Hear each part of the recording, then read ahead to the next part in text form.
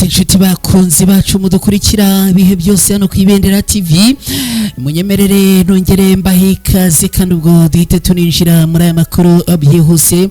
Umutekano ukomeje kuzamba muri Rucuru, aho abaturage n'abagenzi bamaze iminsi babayeho mu bwoba bukomeye bitewe n'urukurikirane rw'ubujura bukoreshejwe intwaro bukomeje kwibasira umuhanda wa Tongo Karengera.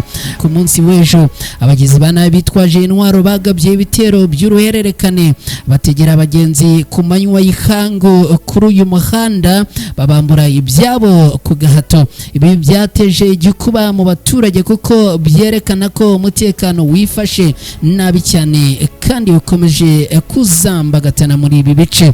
Aba bagizi ba nabi bakora mu matsinda, bagahagarika imodoka n'amapikipiki, bagasahura abagenzi ntamuwe, abandi bakabambura ku ngufu, abandi bakabahohotera mu buryo butandukanye. Ibi bikorwa byabereye ahantu hatandukanye kuri uyu muhanda, biragaragaza ko rero ari ibikorwa byateguwe neza kandi bikaba bikomeje gufata indi ntera yo ku rwego rwo hejuru muri ibi bice. Igitangaje kurushaho rero nuko ibi bikorwa biba ku manywa y'ihangu, igihe abantu benshi baba bari mu ngendo zabo za buri munsi. Ibi byatumye benshi rero batangira gutinya gukoresha uyu muhanda kuko ngo utazi aho ushobora kuba wahurira n'aba bakakwambura.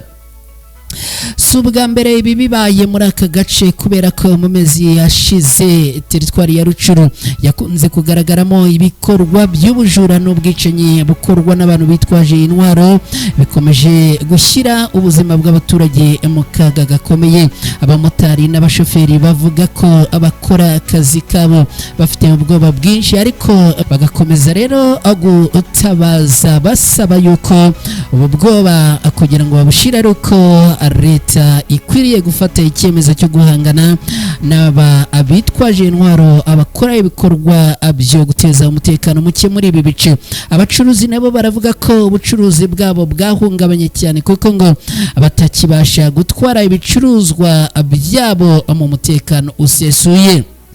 Abaturage baherereye ahangaha rero bakaba basaba inzego z'umutekano gufata ingamba zihamye kandi izihutirwa kugira ngo ubuzima bwabo burindwe. Baravuga ko niba nta gikozwe vuba ibintu bishobora kurushaho kuzambagatana muri ibi bice, akaba rero ari ibintu byongeye gufata intera yo ku rwego rwo hejuru. Nshuti bakunzi ba Ibendera TV, turacyari makuru hano ku Ibendera TV. Niba wamaze kugera hano ndagusaba unyemerere unkorere like, uraza kuba ugize neza nubikora.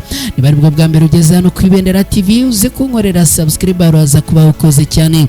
Dore impamvu zishingirwaho mu burasirazuba bwa Repubulika Iharanira Demokarasi ya Kongo zituma agahenge gakomeje guterwa ishoti aho kugira ngo gashyirwe mu bikorwa. Mu burasirazuba bwa Repubulika Iharanira Demokarasi ya Kongo agahenge kabaho ku mpapuro kurusha uko kabaho mu kibuga cy'imirwano no mu bikorwa. Mu mezi yashize ibibazo by'umutekano mu burasirazuba bwa Repubulika Iharanira Demokarasi ya Kongo byinjiye mu cyiciro gishya cya diplomasi mpuzamahanga. I Washington, Leta Zunze Ubumwe za Amerika zakomeje guhuza Kinshasa na Kigali ku rwego rw'ibihugu byombi.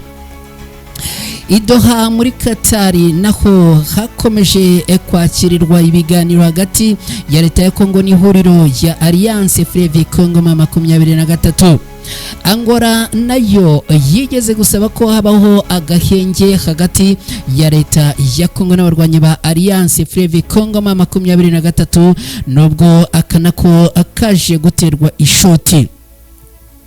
Ku mpapuro rero ibyo byombi byatangaga icyizere ko intambara ishobora kugabanuka cyangwa se igahagarara burundu, ariko ibi byose birasa naho ntacyo byatanze kugeza ubu. Ariko ku rubuga rw'imirwano ukuri kuratandukanye. Imirwano irakomeje mu bice bitandukanye bya Kivu y'Amajyaruguru no muri Kivu y'Amajyepfo. Impande zose zikomeje gushinjanya kurenga ku gahenge. Loni iherutse guta gutanga umuburo ko umutekano ukomeje kuzamba ndetse ko hari gukoreshwa intwaro ziremereye na drone bikaba byongera ubukana bw'intambara n'ingaruka ku baturage. Ese hari uburyo buhamye bwo gutuma aya masezerano noneho ashobora kuva ku mpapuro akajya mu bikorwa? Washington na Doha, inzira ebyiri z'amahoro zagiye zigerageza gukorwa, ariko kugeza na n'ubu ibintu biracyari mu mpapuro gusa. Ubu hari inzira ebyiri zigaragara mu gushaka umuti w'iki kibazo. Uwa mbere ni Washington wibanda cyane ku mubano wa leta ya Kongo n'u Rwanda. Muri Werurwe mu mwaka uyu turimo w'ibihumbi 2026 impande zombi zongeye guhurira i Washington muri Leta Zunze Ubumwe za Amerika, zemera intambwe zigamije kugabanya ubushyamirane zirimo kubaha ubusugire bw'ibihugu, kugabanya ubushyamirane ku mipaka no gukomeza ibikorwa byo guhusha umwuka mubi. Nyamara amasezerano ya Washington agaragaza ko ikibazo nyamukuru hagati y'u Rwanda na Kongo ari umutwe wa FDLR ugomba kubanza gusenywa mbere y'uko u Rwanda rukuraho ingamba z'ubwirinzi. Ibikorwa byo gusenya uyu mutwe rero kugeza ubu ngo ntibiratangira. Ibi nabyo bikaba ari imwe mu mpamvu ikomeje gutuma ya masezerano adatanga umusaruro. Inzira ya kabiri ni ya Doha muri Qatar, yibanda ku biganiro hagati ya Kinshasa na Alliance Fleuve Congo 2023. Mu ntangiriro za Gashyantare muri uyu mwaka impande zombi zasinye amabwiriza ngenderwa agamije gushyira mu bikorwa uburyo bwo gukurikirana no kugenzura agahenge. Komisiyo y'Umuryango wa Afurika yunze ubumwe ndetse na MONUSCO byakiriye neza, bigaragaza ko ari intambwe ishobora gufasha mu kugarura amahoro mu burasirazuba bwa Repubulika Iharanira Demokarasi ya Kongo, ariko kugeza ubu nabyo bikomeje kutagira umusaruro bitanga. Abasesenguzi benshi bahuriza ku kintu kimwe: agahenge ngo ntigashobora kubaho igihe nta rwego rwigenga kandi rukora ruri ku butaka ngo ruvuge ukuri ku byabaye ku rugamba. Inama y'umutekano ya Loni yari yarasabye umunyamabanga mukuru gutanga isuzuma y'aho uburyo bwo kugenzura iyubahirizwa ry'agahenge muri Repubulika Iharanira Demokarasi ya Kongo bugeze ku rwego rwa Doha. Raporo y'akanama ka Loni gashinzwe amahoro n'umutekano ku isi yagaragaje ko nubwo hari intambwe zimwe zatewe, Kinshasa na M23 bakomeje gushinjanya kurenga ako gahenge. Ibi rero nabyo bikaba ari bimwe mu ntambwe zikomeje gutuma n'ubundi aka gahenge kagenda gakendera, bityo ntigatange umusaruro nk'uko byari byitezwe. Inshuti bakunzi ba Ibendera TV, nimunyemerere twihuse n'aya makuru nongere mbasabe like, nimunyemerere mu like muraza ko mugize neza, kandi munyemerere munkorere na subscribe nabwo muraza ko mugize neza cyane. U Rwanda rero rumaze kuburira igihugu cya Mozambique ko nikidatera inkunga ibikorwa bya RDF Cabo Delgado u Rwanda ruzacyura ingabo zarwo. U Rwanda rukaba rwatanze umuburo ko kohereza ingabo zarwo mu majyaruguru ya Mozambique bishobora guhagarara mu gihe hatabonetse uburyo burambye bwo gutera inkunga iki gikorwa. Ni nyuma y'amakuru avuga ko umuryango w'ubumwe bw'Uburayi ushobora guhagarika burundu inkunga wageneraga ibikorwa by'igisirikare cy'u Rwanda muri Mozambique. Umuvugizi wa guverinoma y'u Rwanda Yolande Makoro ubwo yasubizaga ku nkuru zatangajwe n'ibinyamakuru Le Monde na The Wall Street Journal ku ihagarara y'inkunga ya EU kuri aba basirikare, yashimangiye ko u Rwanda rufite umurongo uhamye uko ubutumwa bw'i Cabo Delgado budashobora gukomeza igihe kirekire hatabayeho gusaranganya inshingano mu buryo bungana.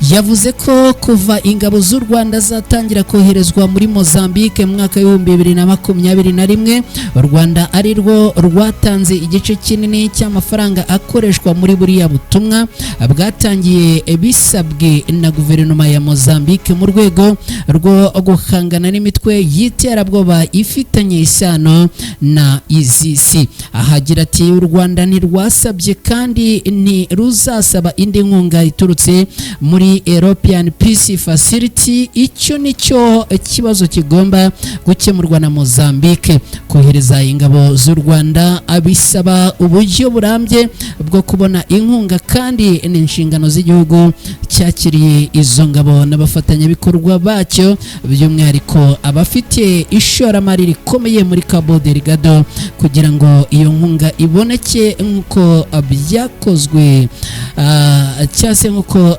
byari bisanzwe bikorwa.